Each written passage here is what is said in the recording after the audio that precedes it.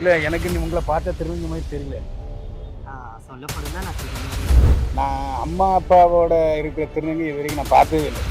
இப்போ நீங்கள் தெலுங்கு சீரியல் நடிக்கும்போது அந்த டேரக்டர் ப்ரொடியூசர் நீங்கள் திருநங்கைன்னு தெரியுமா? தெரியும், எல்லாருக்குமே தெரியும். நேர்களே, இப்போது நீங்கள் ஒரு விளம்பர பேனரை பார்த்தீங்க, மிஸ் தமிழச்சி.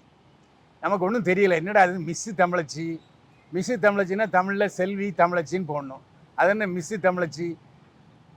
தமிழை போற்றுறவங்க ஆங்கிலத்தில் ஏன் பேர் வச்சாங்கன்னு தெரில. இந்த அம்மனி வந்து அங்கேருந்து வெளியே இருந்து வந்தாங்க. உங்கள் பேர் என்னம்மா? என் பேர் ரம்யா. ரம்யா, வணக்கம். எந்த ஊர்? கோயம்புத்தூர். என்ன படிச்சிருக்கீங்க? நான் செகண்ட் இயர் படிச்சிருக்கேன், பிகாம். பிகாம். இந்த இந்த ஃபங்க்ஷன் அட்டன் பண்ணீங்களா? பண்ணியாச்சு. என்ன செஞ்சீங்க? இதில் வந்து ஒர்க் பண்ணோம். ஸோ நம்மளோட செல்ஃப் இன்ட்ரடக்ஷன் சொல்லணும். ஸோ நம்மளோட டேலண்ட், ஸோ ஆக்டிங் பண்ணலாம், இல்லாட்டி சிங்கர் பண்ணலாம், பரதநாட்டியம். ஸோ எனிவே ஏதாச்சும் நம்ம ஆக்ட் பண்ணி நம்மளோட டேலண்ட் அங்கே காமிக்கணும். ஸோ ஜூடியோஸ் இருப்பாங்க, அதுக்கப்புறம் டைரக்டர் சார்ஸ் இருப்பாங்கோ. இல்லை நான் உள்ள வரல. ஜூரிஸாக யார் இருந்தாங்க, டைரக்டர்ஸ் யார் இருந்தாங்க? மிஸ் தமிழச்சி அதில் அட்டென்ட் பண்ணுற ஜூடியோ சார் தான் வந்தாங்க.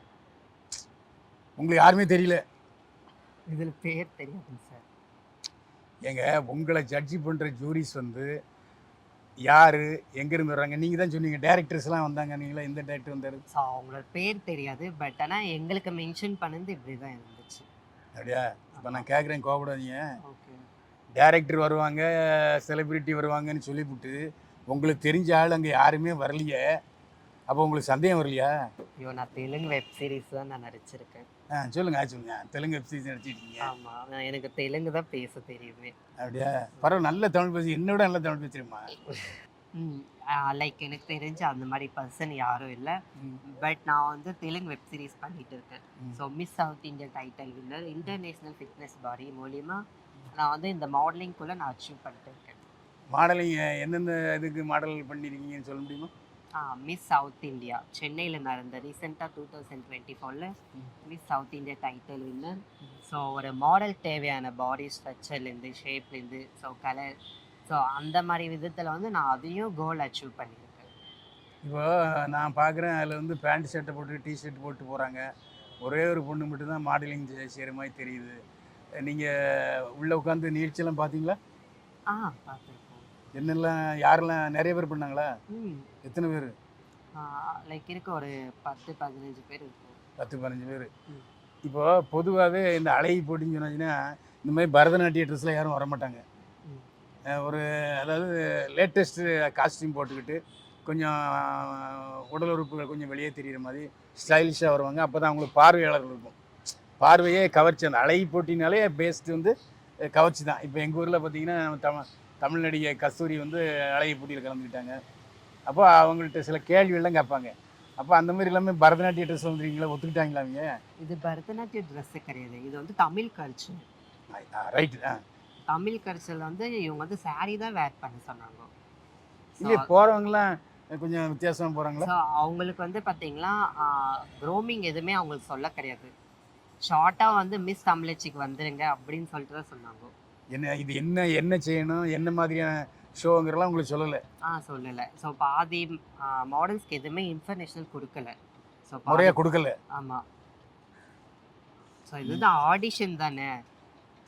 இருங்கங்க, முறையாக ஆடிஷன்னா கூட அதுக்கு முறையாக சொல்லணும், என்ன ட்ரெஸ்ஸு போடணும், எப்படி நீங்கள் இப்போ டான்ஸ் ப்ரோக்ராம் நடக்குமா? இப்போ டான்ஸ் ப்ரோக்ராம் பண்ணீங்களா நீங்கள்? பண்ணியிருக்கோம். வெளியே பண்ணீங்க? ஆமாம். இங்கே இந்த மிஸ் தமிழச்சி ப்ரோக்ராமில் பண்ணீங்களா? இல்லை ஒன்றும் சொல்லலாம். நான் ஆக்டிங் தான் பண்ணுறேன். ஆக்டிங்? அது எந்த படத்தில் உள்ள சீனை ஆக்ட் பண்ணி சொன்னீங்க? எந்த பாவக்கதைகள். பாவக்கதைகள் தமிழில்? அதில் பண்ணியிருக்கேன். அதுக்கப்புறம் இப்போ ரீசெண்டாக வந்து டாட் நங்கைன்னு சொல்லிட்டு, ஸோ திருநங்கைக்கான மூவி, ஸோ அதில் பண்ணியிருக்கேன். பிளாக் ஷிப்பில் பண்ணியிருக்கேன். இல்லை, எனக்கு உங்களை பார்த்தா திருநங்கை மாதிரி தெரியல.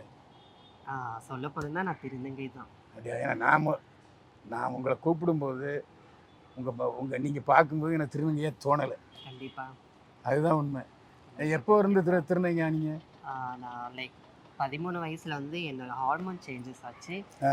ஸோ எங்கள் அப்பா எங்கள் அம்மா வந்து வீட்டில் அக்செப்ட் பண்ணிக்கவே இல்லை. ஸோ எங்கள் அப்பா வந்து கொஞ்சம் பெரிய இடத்துல இருக்கிறதுனால அவங்களுக்கு வந்து சொசைட்டி தான் அவங்களுக்கு முக்கியம்.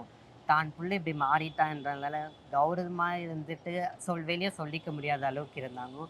ஸோ அதுக்கப்புறம் நான் போய் அம்மா அப்பாவை கரைச்சி புரிய வச்சு என்னோட லைஃப்னா இப்படி தான் இருக்கும், எனக்கு சில ஆசைகள் இருக்கும், அதை நீ தடங்கு செய்யக்கூடாதும்மா. ஸோ நீ புரிஞ்சுக்கோமா, கண்டிப்பாக உன் புள்ளியாக தான் நான் புள்ளியாக தான் இருப்பேன். ஸோ ஒரு விதத்தில் நீ எப்படி அக்காவை நீ பொண்ணாக ஏற்றுக்கிறியோ அந்த மாதிரி நீ என்னையும் பொண்ணாக தான் ஏற்றுக்கணும்னு சொல்லி அவங்களுக்கு புரிய வச்சு, அதுக்கப்புறமா சரி ஓகே நம்ம புள்ள தானே அப்படின்னு சொல்லி தான் அவங்க ஏற்றுக்கிட்டாங்க, வீட்டில் ஏற்றுக்கிட்டாங்க. ஏற்றுக்கிட்டாங்க. பரவாயில்ல, அவங்களுக்கு இப்போ நம்முடைய வாழ்த்துக்கள். ஏன்னா நிறைய பேர் ஒரு 99% வந்து ஏற்றுக்கிறது இல்லை. அவங்க பொதுவாக ஒரு வாழ்க்கையில் வந்து ஒரு இடத்துல தனியாக இருக்கிறாங்க. ஆமாம், இப்போ இருக்கிற ஜென்ரேஷன், இப்போ இருக்கிற சொசைட்டி வந்து எல்லாமே அச்சீவ் பண்ணிட்டு போயிருக்காங்க. ஆனால் திருநங்கை ஆகணும்னு ஆசையாக இருக்குது. ஆனால் அந்த மக்கள் வந்து என்ன சொல்கிறாங்கன்னா, சொன்னால் ஏதாச்சும் சூசைட் பண்ணிப்பாங்க, இல்லை பேரண்ட்ஸ் கூட்டிகிட்டு போய் சைக்காலஜி மூலிமா ஹாஸ்பிட்டலில் ஏதாச்சும் பண்ணுவாங்க, எல்லாம் வீட்டுக்குள்ளே பூட்டி இருப்பாங்க, அப்படியெல்லாம் நடக்குது. ஸோ இப்போ வந்து எதுவுமே இல்லை, பேரண்ட்ஸ் கிட்ட அவங்களா கூட்டிகிட்டு போய் சர்ஜரி பண்ணுறது, சரி நம்ம பையன் தானே ஆசைப்படுறான்னு சொல்லிட்டு அவங்களாவே சேஞ்ச் பண்ணிக்கிறாங்க. அப்படியே இப்போ நான் என்ன கேள்வி கேட்குறேன்னா, ஒரு கூட்டாக, அதாவது ஒரு குறும்பலாக ஒரு ஹாஸ்டலில் எல்லாம் தங்கியிருக்காங்க திருநங்கைகள். நீங்கள் அப்படி இல்லை. அப்படி இல்லை, நான் அம்மா அப்பா கூட தான் இருக்கேன். அப்படியே உண்மையிலே இது ஒரு பெரிய விஷயம். ஏன்னா நான் அம்மா அப்பாவோட இருக்கிற திருநங்கை இது வரைக்கும் நான் பார்த்ததே இல்லை. எங்கள் தமிழ் முறைப்படி எல்லாம் அந்த அந்த ஊரில் போய் தாலி கட்டிப்பாங்க, அப்புறம் மறுநாளுக்கா தாலி எடுத்துப்பாங்க. ஸோ அது வந்து புத்தாண்டவர் கோயில். வருமான ரீதியாக அந்த வழக்கு பிரகாரமாக அப்போ இருந்தே அது வந்துட்டு தான் இருக்கு. ஸோ அதனால் அவங்க வந்து தான் புருஷன் வந்து ஒரு கேர்ளாக இருக்க சொல்ல அவங்க ஹஸ்பண்ட் தாலியை வந்து மறுநாள் அறுக்க முடியாது. ஸோ ஒரு அரவாணி ரீதியாக வந்து அந்த ஒரு நாள் சந்தோஷம் தானே, தாலி அறுத்துட்டு மறுநாள் வந்து தாலியை அறுத்து அதாவது புருஷன் செத்துட்டான் அப்படின்னு சொல்லிட்டு தாலி அவுத்துருவாங்க. அவுத்துட்டு அன்னைக்கு வெள்ளை புடவை கட்டிப்பாங்க. கட்டிட்டு எல்லாருமே அழுவாங்க. அழுதுட்டு கை தட்டிட்டு அன்னைக்கு புருஷன் போயிட்டான். ஸோ அது ஒரு பொண்ணுனால யாருனாலும் அக்செப்ட் பண்ணிக்க முடியாது. ஒரு நாள் தாலி கட்டி ஒரு நாள் அறுக்கிறது. ஸோ அதான் திருநங்கையோட வழக்கு பிரகாரமாக நடந்துட்டு இருக்கு. நீங்கள் அந்த புத்தாண்டவர் கோயிலும் போயிருக்கீங்களா? போயிருக்கேன். அப்படியா? போயிருக்கேன். ஆனால் நீங்கள் இந்த மாதிரி நான் எங்கள் அப்பா அம்மாவோட இருக்கேங்கிறதெல்லாம் மற்றவங்களோட பகிர்ந்துக்கிட்டீங்களா? எல்லாருக்குமே தெரியும். என்னோட திருநங்கை மக்களுக்கு வந்து இன்னொங்க என்ன அப்பா அம்மா தான் சப்போர்ட் பண்ணுறாங்கன்னு தெரியும். காலேஜ் படிக்கிற அவங்க தான் ஃபுல் அண்ட் ஃபுல் சப்போர்ட் பண்ணிட்டு இருக்காங்க. ஸோ திருநங்கை மக்களும் எனக்கான சப்போர்ட் பண்ணிட்டு தான் இருக்காங்க. இல்லை, ஏன் சமுதாயம் அவங்கள வேற கண்ணோட்டத்தோட பார்க்குறாங்க? ஸோ அதான் தெரியல. நாங்களும் மனுஷன் தானே. ஸோ ஒரு பெண்ணானுக்கு தேவையான எல்லாமே எங்ககிட்டயும் இருக்குது. ஸோ அதுக்கு எதுக்கு மக்களை எங்களை மட்டும் தனியாக ஒதுக்கி வைக்கிறாங்க? இப்போ இருக்கிற ஜென்ரேஷன் காலகட்டத்துக்கு வந்து எல்லாமே கொஞ்சம் சொசைட்டி பாதி மாறினாலுமே அந்த பாதி மாறிட்டாலும் இன்னும் கொஞ்சம் நான் ஹாப்பியாக இல்லை, சந்தோஷப்படுத்துறேன். இப்போ சமீபத்தில் அரசாங்கங்கள் வந்து திருநங்கை ஓட்டர்ஸாகவே ஏற்றுக்கிட்டாங்க. அதாவது ஓட்டு கொடுத்துருக்காங்க, அப்புறம் அவங்களுக்கு வீட்டு வசதி வாரியம் கொடுக்குறாங்க, அப்புறம் அது இல்லாமல் அரசாங்க பணிகள்லையும் திருநங்கை இப்போது எஸ்பி சூப்பரண்டா போலீஸே ஒரு திருநங்கையாக இருக்காங்க. கண்டிப்பாங்க சார். எல்லாமே அவங்களோட கோல் அச்சீவ் பண்ணிட்டு போயிருக்காங்க. ஸோ பாதி மக்கள் திருநங்கைகளுக்கு அவங்களுக்கும் ஆசை இருக்கும், ஆனால் அதுக்கான ப்ரூஃப் கண்டிப்பாக அவங்கக்கிட்ட இருக்காது. ஸோ நம்ம இது பண்ணலான்னு பார்த்தா அவங்க வந்து ஆதார் கார்டு கேட்பாங்க. அந்த திருநங்கைக்கு வந்து பையன் ஆதார் கார்டு இருக்கும். திடீர்னு பொண்ணு ஆதார் கார்டை மாட்டோம்னா அவங்க இன்னைக்கு இல்லை வாங்க. இப்போ திருநங்கைன்னு ஆதார் கார்டு கொடுக்குறாங்க. இப்போ கொடுக்குறாங்க. இப்போ இருக்கிற சுச்சுவேஷனில் கொடுத்துட்டு தான் சார் இருக்காங்க எல்லாமே. இல்லை, இப்போ நீங்கள் சொன்னீங்க ஆசாபாசங்கள் இருக்குன்ட்டு. இப்போ இந்த பெண்ணுக்குரிய ஆசாபாசம் உங்களுக்கு இருக்கா? கண்டிப்பாக எல்லாருக்குமே இருக்கும் சார். இல்லை, கல்யாணம் பண்ணிக்க போறீங்களா? இருக்கும். பட் அதுக்கான இப்போ வந்து எப்படி சொல்லணும்னா, ஒரு பையனை லவ் பண்ணோம்னா அந்த பையன் வந்து நம்மக்கிட்ட உண்மையாக இருக்கணும்.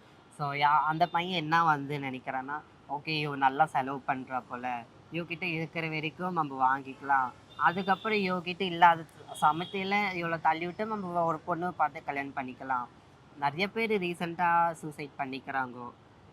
பையன் விட்டு போயிட்டான்னு சொல்லிட்டு அவங்க வீட்டிலே மண்டு குடிச்சிடுறாங்க. ஸோ இது மாதிரி சுச்சுவேஷனில் நிறையா நடந்திருக்கு. இப்போ நீங்கள் தெலுங்கு சீரியலில் நடிக்கும்போது அந்த டைரக்டர் ப்ரொடியூசருக்கு நீங்கள் திருநங்கைன்னு தெரியுமா? தெரியும், எல்லாருக்குமே தெரியும். நீ நடிக்கும்போது இப்போ பெண்ணாக நடிப்பீங்க. ஆமாம்.